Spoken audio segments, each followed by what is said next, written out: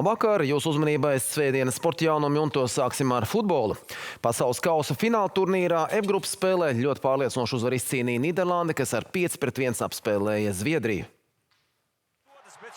Jau 5. minūtē rezultātu atklāja Brians Brobijs, kurš 12 minūtes vēlāk dubultoja nīderlandiešu pārsvaru. Otrā puslaika sākumā īsā laikā ar 2 precīziem sitieniem izcelās Kodijs Gakpo. 59. minūtē Antonijs Elanga guva goda vārtu Zviedriem, bet punktu mačam pielika Krisensio Samervils. Pasaules kausa jubilejas 1000. spēlē Japāna ar 4-0 sakāva Tunisiju. Ar 2 vārtiem izcēlās Ayase Ueda. Nīderlandei un Japānai ir pa 4 punktiem, Zviedrijai 3, bet Tunisijai punktu nav. E-grupā Vācija pēc pirmā puslaika bija iedzinējos ar 0-1 pret Cote d'Ivoires izlasi, bet beigās uzvarēja ar 2-1 un iekļuva izslēgšanas cīņās.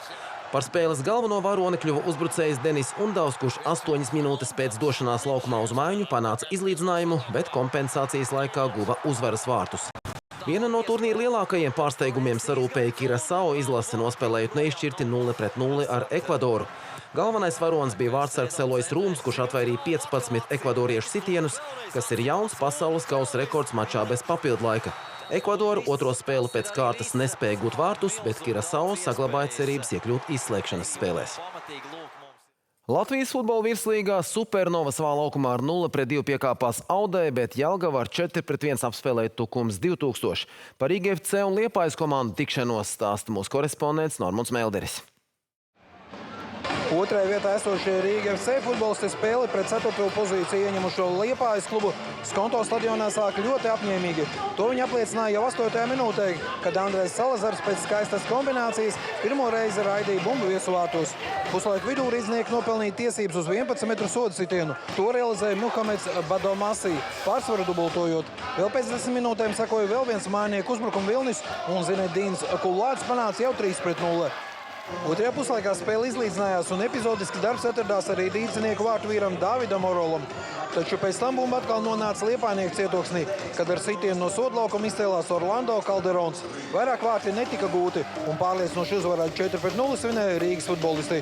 Galvenais bija noskaņoties kārtīgi pēc pēdējās spēles, jo tas bija laikam pats grūtākais tieši mentāli, jo bija smaga spēle, iepriekšējais derbijs uzvarēts. Tagad bija svarīgākais parādīt labu sniegu un nekrist līmeni zemāk.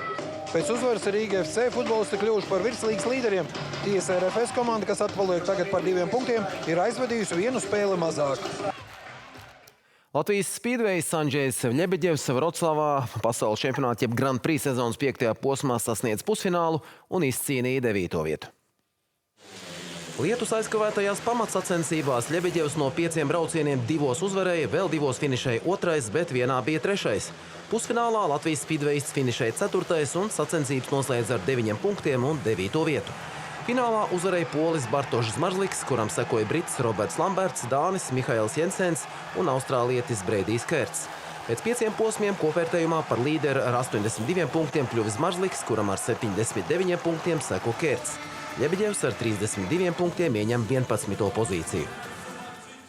Pludmales volejbolistes Līva Ebera un Daniela Konstantinova pirmo reizi karjerā tik pie medaļām Beach Pro Tours Futures posmā. Bronzas finālā Grieķijā viņas ar 21-14, 17-21 un 15-9 pārspēja Ungārijas duetu. Par motokrosu turpina Normunds Melderis. Alojā jaunzemnieku mototrasē risinājās Latvijas čempionāta 3. posms motokrosā.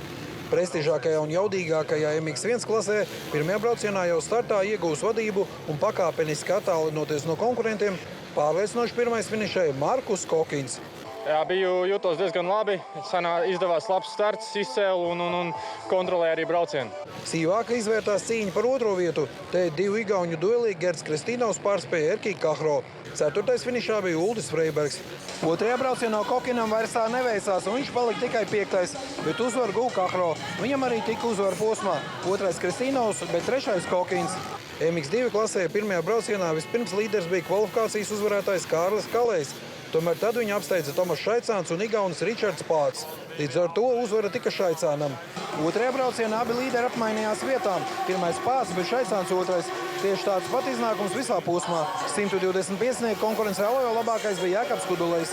Dienu iepriekš blakusvāģi startos pēc pirmā uzvarētā brauciena Daniels un Bruno Lielbārži 2. izstājās un uzvara tika citiem brāļiem Jānim un Pēterim Jogoroviem.